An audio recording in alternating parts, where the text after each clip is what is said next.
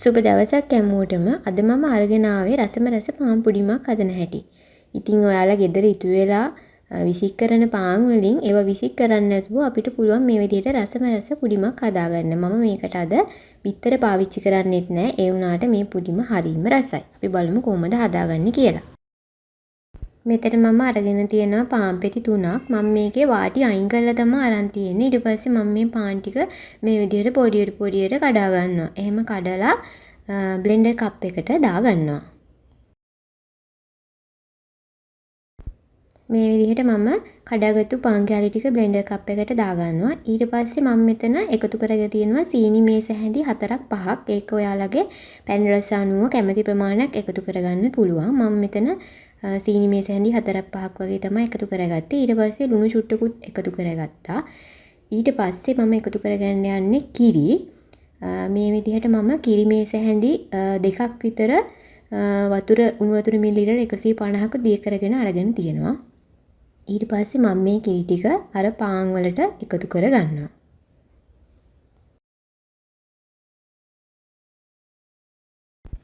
දැන් දිය කරගත් කිරි ටික මම මේ විදිහට පාන් වලට එකතු කරලා හොඳට බ්ලෙන්ඩ් කරගන්නවා. ඔයාලට ඕන නම් ෆ්‍රෙෂ් මිල්ක් ගන්නත් පුළුවන්. මම ගත්තේ පිටි කිරි.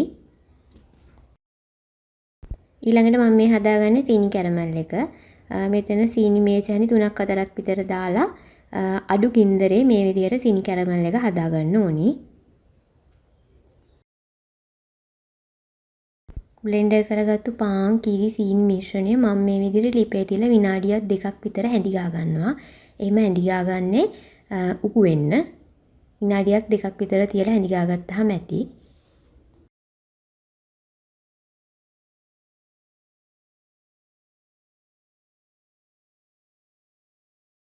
මම පුඩින් එක හදන්නේ මේ විදිහේ පොඩි බෝල් එක. ඉතින් මම සීනි කැරමල් එක මේ විදිහට බෝල් එකට දාගන්නවා. දැන් සීනි කැරමල් එක හොඳට ගල් වෙලා තියෙන්නේ.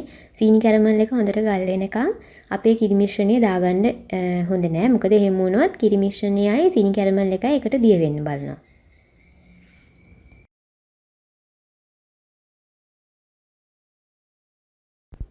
මෙන්න මේ ගානට උකු වුණාට පස්සේ අපි ලිපෙන් අයින් කරලා චුට්ටක් නිමෙන්න තියන්න ඕනේ. මෙන්න මේ ගානට මේ පෙන්නන ගානට උකු වෙලා තියෙන්න ඕනේ. නැත්නම් මේක හොඳට සෙට් වෙන්නේ නැහැ. තව චුට්ටක් උකු වුණත් කමක් නැහැ. එතකොට හොඳට ස්ටිම් වුණාට පස්සේ හොඳට සෙට් වෙලා පුඩිම හැදෙනවා. ඊළඟට මම මේකට වැනිලා බිංදු 3-4ක් එකතු කරගන්නවා. ඊට පස්සේ ඒ ටිකත් එක්ක හොඳට මේ විදිහට මිශ්‍රණය කලවම් කරගන්නවා.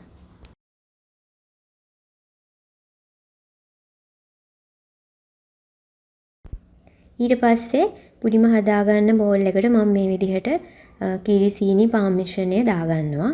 ඊට පස්සේ රයිස් කුකර් එකේ ස්ටීම් කරන කොටසින් තියලා පැය භාගයක් විතර වගේ හොඳට ස්ටීම් කරගන්න ඕනි.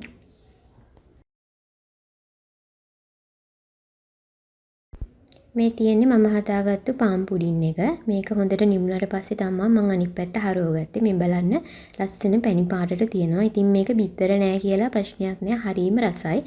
ඉතින් ඔයාලත් මේ රෙසිපි එකට කැමති නම් try කරලා බලන්න.